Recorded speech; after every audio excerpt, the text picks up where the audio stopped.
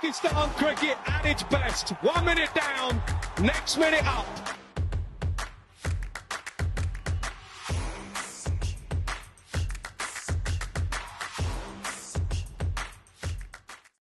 Thanks very much, folks, for joining me once again. Saga here for PakPassion.net. I'm delighted to be joined once again by an old friend of PakPassion's. He's been writing for us for many years. He's done video interviews. He's a very famous face around the world, especially in the Caribbean. He's the fountain of knowledge when it comes to Caribbean cricket and international cricket as well. He's a journalist, TV commentator, radio commentator, and I think a part-time singer now, Fazeer, as well. Yes, I've tried my best with the occasional calypso whenever on commentary. Let's just say that people have been very kind to even give me any sort of recognition with that. Well, Fazeer, I think let's start with the Champions Trophy. Hopefully it's going to take place. I mean, we're only a short while away from when it's scheduled to start, and somebody who's independent of India and Pakistan. I mean, what do you make of it at the moment? Well, to put it simply, it's a shambles. I mean, if we're really serious, and I think the bottom line is that money talks, and money talks loudest. And we all know, this is no secret, that when it comes to the game of cricket, it's not the ICC who run cricket, it's India who run cricket. And that's no fault of theirs, but it's the weak structure of the international game, because that is how it was when England and Australia were the founding members. They ran the game. It was known as the Imperial Cricket Conference, and then became the International Cricket Conference to make it sound a little more or a little less colonial, moving away from the imperial. But that top-down sort of attitude remains. And therefore you have a situation where everyone is scared of saying anything to offend India. You've just had the IPL draw where Australia's bowling coach left the team in the midst of a test match to go for the draw. Sorry, for the draw Draft. For players. Sorry, Yeah. For the IPL. And what you have now is a situation where, in a proper international setting, a nation that says that, look, we're not going to go to this country for whatever reason. The international body will say, okay, thank you very much. We have this country to replace you, and we move right along. But this is cricket, and it's India we're talking about. So India run the show. So now we have a situation where there's supposed to be some sort of hybrid model. Pakistan, through the PCB, are trying to hold firm, which probably is going to have to be watered down anyway, because, again, the broadcasters will be saying, look, you're not going to get the money that you're expecting if India aren't there. You're not going to get the possibility of hosting tournaments in the future if you stand your ground. And also the other issue, Sad, which I know is overlooked because everyone is preoccupied with television rights and television money and so on. What about people from other parts of the world who would love to come to Pakistan to watch the Champions Trophy and to this point don't have a final itinerary that they can plan their schedules around? That's all gone down the drain. So bottom line, it's about a so-called international game of cricket that is run effectively and essentially by one nation, and everyone else, including the so-called international body, bowing to their will. Just on the hybrid model, Fazeer, it's all seemed to be agreed that Pakistan wouldn't go to India for ICC tournaments, India wouldn't play in Pakistan for ICC tournaments, and then there seems to be stumbling blocks.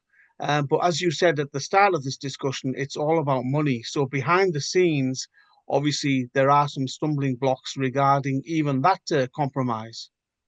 Absolutely. And, the point is, Saj, and I think we need to be mature enough and own up to this reality. Can we identify any other sport internationally where you would have a situation like this and being tolerated and being accepted? It's not as if anyone is trying to seriously persuade India, for example, to say, look, come on, it's an international sport. You play against Pakistan in international tournaments in other parts of the world. Yes, this is a dictate by your government. We understand that, but okay, now that we understand that it's the dictate, that means that you can't be in the tournament. This is how it would usually be. I recall famously the 1992 European Nations Football Tournament, where because of the unrest in Yugoslavia couldn't play. Denmark filled their spot, and Denmark won the tournament. So I'm not naive.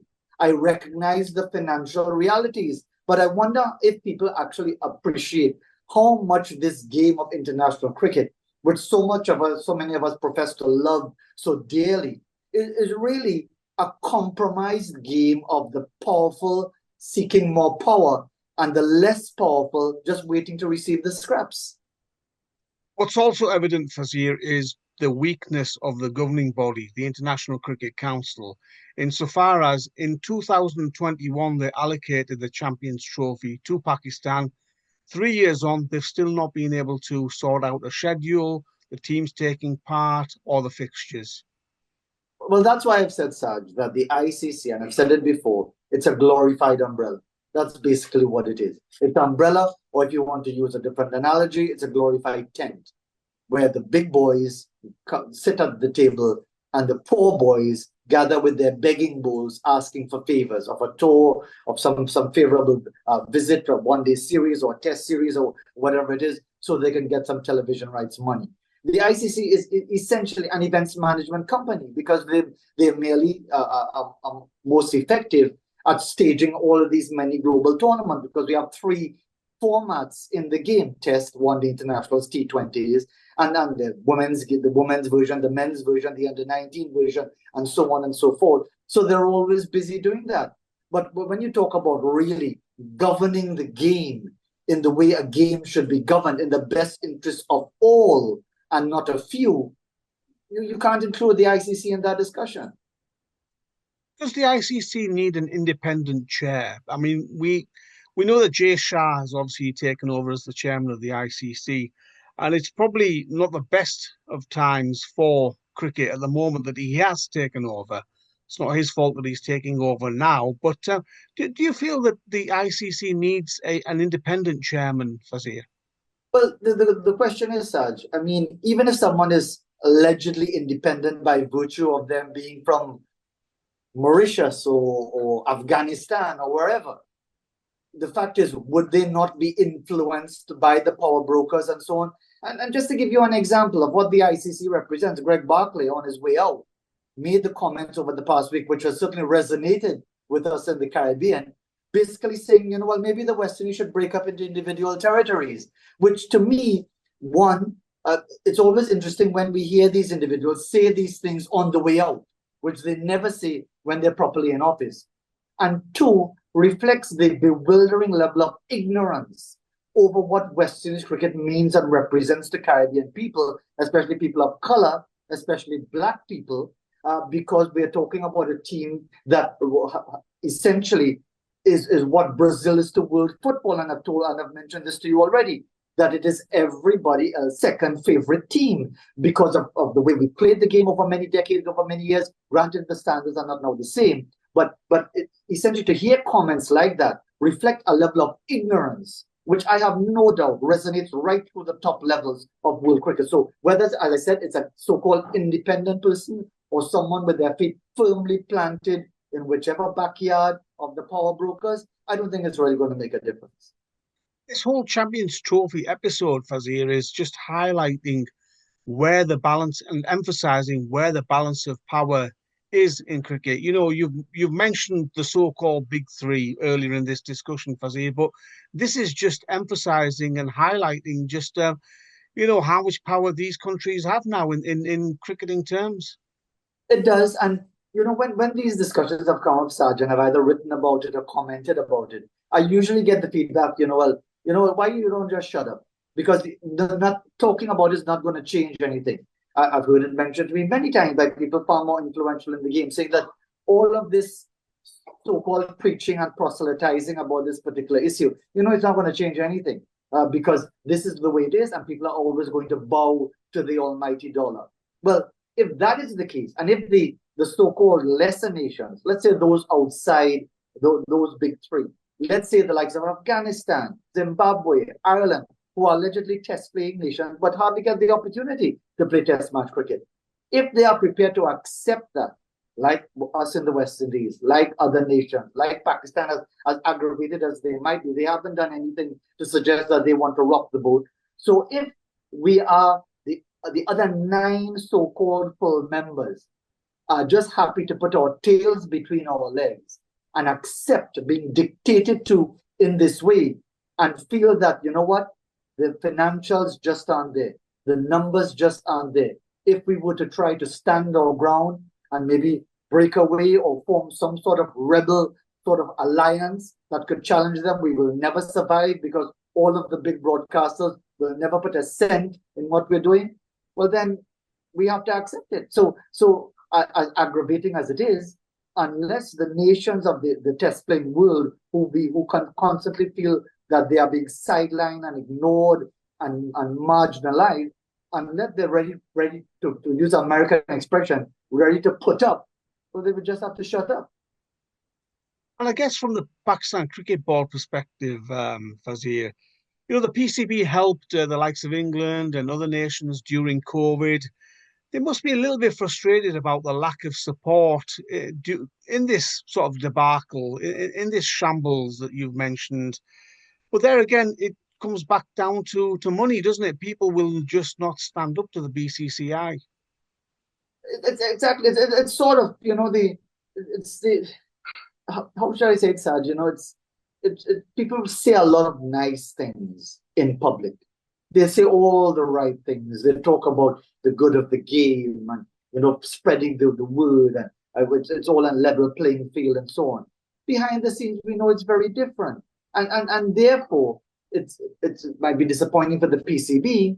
But surely the PCB should recognize, come on, we're not 1 billion people, but Pakistan is a nation of 160 million plus, has some weight to carry around. Pakistan has been at or near the top of the game for a very long time. Pakistan has its own status in the game. Surely Pakistan should be able to say, look, come on, whether it's England or whoever else, whether it's the West Indies or New Zealand or Bangladesh or Sri Lanka or the other nations of the cricketing world, isn't this time?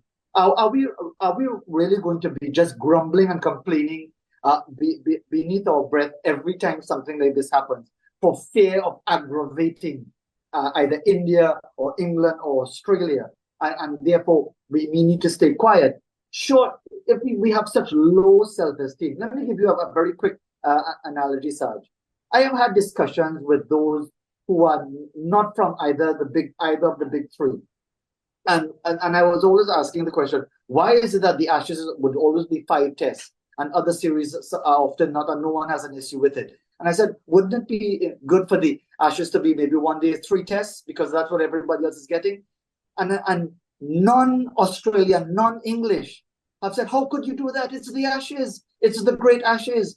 So therefore, if even we from other parts of the world can't even value ourselves and value something else higher than ourselves, then really there's nothing left for the big 3 to do. They've already won over mentally.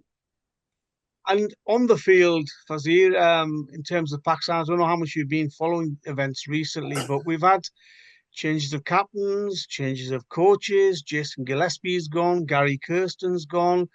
So the circus continues. Teams or nations like Pakistan, West Indies, Sri Lanka to a certain extent, they really don't help themselves, do they? They don't. And, the West Indies are due in Pakistan next month for a test series. And sadly, won't be staying on for the Champions Trophy. Because, again, that reveals the state of West Indies cricket, that we didn't even qualify for the 2023 World Cup. So, therefore, didn't qualify for the Champions Trophy. But it remains one of the great aggravations of many of us in the West Indies to see a nation like Pakistan, which at the very height of West Indies dominance in the 1980s, fought some of the greatest test battles ever.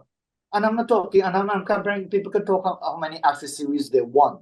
And I'm talking about the 3 test series against Pakistan in that period of the 1980s, where you had 2 of the most formidable teams in the history of world cricket. And even before that, long before that, and subsequent to that you have a nation like Pakistan with so much talent, abundant talent that they could give away to other parts of the world.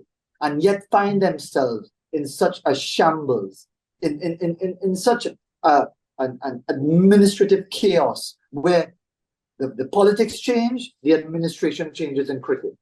I was led to believe that the ICC frowns upon political interference in the governance of the game. That's what I thought. But clearly that applies only to people who are beggars like the West Indies, because we're often reminded of that when people are clamoring for our governments to get involved in what they see as the maladministration of Cricket West Indies. Yet it happens every Monday morning in Pakistan. It happens every Friday afternoon in Sri Lanka, and there are no consequences. So I wonder how Pakistani people feel when they see their nation with so much talent, yet in so much chaos and performing so poorly when they should be among the world beaters. Growing up, Fazeer, I mean, you know, I've said this before to you, but as far as I was concerned, West Indies were the all-conquering team. They were the team, you know, obviously after Pakistan from a personal perspective, they were the team where I had most of my heroes. And you mentioned about West Indies not qualifying for the Champions Trophy. It's almost incredible, unbelievable to have a Premier tournament like the Champions Trophy and West Indies not be part of it. I mean, how is West Indies cricket at the moment, Fazeer? They've had a fantastic win today against Afghanistan. We see these players come through and then they sort of disappear as quickly as they arrive. And that's the sad part about it, Saj. It's the consistency. There are a couple of factors here. There's also the lure of T20 franchises, and of course, we can't possibly compete with that. But that is not the be and end all of our problem, because the problems in West Indies cricket started long before the advent of T20, which many people tend to overlook. It has a lot to do with stability in administration, consistency in the performance of our players, demanding excellence. If you look at the numbers, the averages of our players, bowling and batting, test level, one-day level, T20 level, they're really mediocre. They speak to the level of our game domestically. So it's a really complex issue, Saj. And for example, young Amir Jangu from Trinidad and Tobago getting 100 on debut, just the second West Indian. You have to go back 48 years to Desmond Haynes in 1978. Is that 44 years? Sorry, the 1978. Scoring 100 on debut for the West Indies. And Amir Jangu does so, and the West Indies sweep the series 3-0. But who's to say the West Indies' next real proper contest that they won't be obliterated? Because that is the problem. Maintaining levels of consistency, consistent excellence continues to be a bugbear in West Indies cricket. Fazeer, always a pleasure to listen to your views. I'm sure we could talk all day about the problems of our respective cricketing nations, and I'm sure we'll catch up again very shortly. Really appreciate your time. Thank you very much. Always a pleasure, Saj. Take care.